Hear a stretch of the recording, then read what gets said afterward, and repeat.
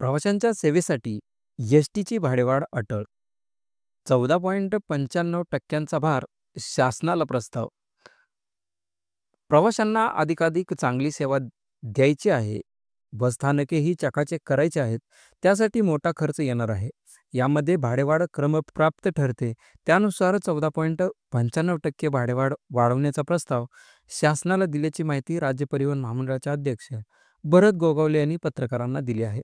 ST महामंडळाची 306वी बैठक बुधवारी वनामतीमध्ये पार पडली. बैठकीत महामंडळाची आर्थिक स्थिती, कर्मचाऱ्यांच्या समस्यांचा आढावा घेण्यात आला. नव्या वर्षात 3,500 बस घेण्याचे ठरवले आहे. त्यापैकी 2,200 बस जानेवारीपासून ताफ्यात दिसतील.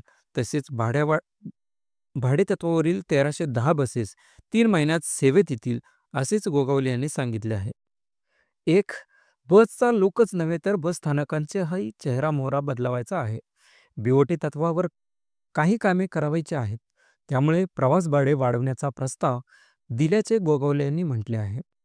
2. एस-टीच्या कर्मचाऱ्यांचे 3,075 कोटी रुपये महामंडळाकडे थकीत आहेत. ते लवकरच त्यांना परत करण्यासाठी प्रयत्न करू, असेही गोगावले यांनी म्हटले आहे. असेच नवनवीन व्हिडिओ पाहण्यासाठी MSRTC मराठी या यूट्यूब चॅनलला सबस्क्राईब करा, जेणेकरून अपडेट व्हिडिओ लगेच पाहायला भेटतील. धन्यवाद.